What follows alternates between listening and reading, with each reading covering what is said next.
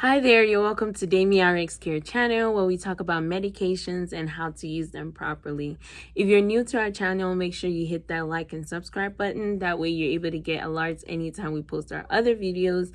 And also you also help support our community here at RX Care. All right, so what is the medication for today? So the medication for today is called Glyburide, which is also known as Diabeta or Micronase. So this is an anti-diabetic medication which is used in patients who have diabetes. The usual tablets comes in 1.25, 2.5, as well as 5 milligram tablets. So patients are usually on a 2.5 to 5 milligram by mouth every day or twice a day. Also making sure that the maximum dose for this medication is 20 milligram. So this medication works by stimulating insulin production in our pancreas. That way we're able to help regulate that blood glucose after you finished eating a meal or after like your breakfast, lunch, or dinner. So usually our patients will take this medication to decrease their A1C, and the reduction is usually about 1 to 2% for this medication. So in terms of side effect, this medication can cause heartburn as well as nausea. It can also cause rash or hives, especially in patients that are allergic to this medication. It can cause weight gain as well as low blood sugar in patients. So you want to make sure that you're watching out or looking out for those low blood sugar symptoms. All right, so who cannot be able to take this medication? So what are the contraindications? So patients who have type 1 diabetes should not be on this medication. Also patients who have a sulfur allergy, because this medication does have sulfur in it. So if the patient do have a severe reaction to sulfur, this is not a medication of choice. Your doctor will have to navigate through other medications that you can take with your diabetes. Also, in patients who have DKA, this is not a medication that we use in those patients. DKA is known as diabetes ketoacidosis, which is usually common in patients with type 1 diabetes. All right, so what do you want to look out for while you're taking this medication? So the medication, you usually want to take it with the first main meal of the day. So you want to take it, if your first main meal is breakfast, then you want to take it with your breakfast.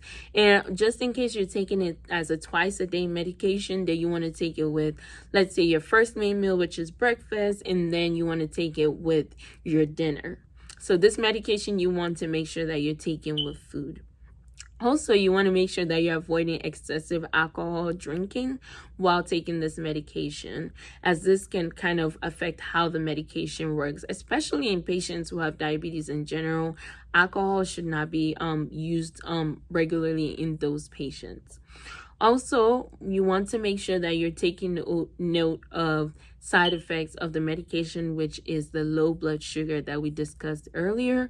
Signs and symptoms of low blood sugar include sweating, shakiness, hunger, weakness, confusion. So if you're feeling those symptoms, you want to make sure that you're checking your blood glucose and having those glucose substitute on by you. That way you're able to take those to help increase your blood sugar back to the normal level. All right, so if this medication is missed during your regular day, make sure you take it with as soon as you can, but do not double the dose of this medication. Like I said, it can cause low blood sugar in patients, so you don't want to double the amount of dose that you're taking. If it's closer to your next dose, just go ahead and skip that dose and continue how you take it regularly. Okay, also you want to make sure that you're keeping this medication away from young children. Like I said, one of the main side effects of this medication is low blood sugar, and in a small child who doesn't have high blood sugar, if they take it, it can reduce their blood sugar. And as children, they don't even know the medication that they took. It probably just got into their hands, and we don't want them to be exposed to this medication. So all in all, make sure that you're keeping this medication in a safe place at room temperature. and also making sure that you're avoiding this medication in patients who are over 65 years old, due to that risk of low blood sugar in those patients as well. All right, I hope this video kind of helped with some of the information that you would need in order to be able to take this medication successfully. Make sure you hit that like and subscribe button if you did enjoy our video. That way you can help support our community and get alerts anytime we post our other informative videos. All right, thank you and stay blessed.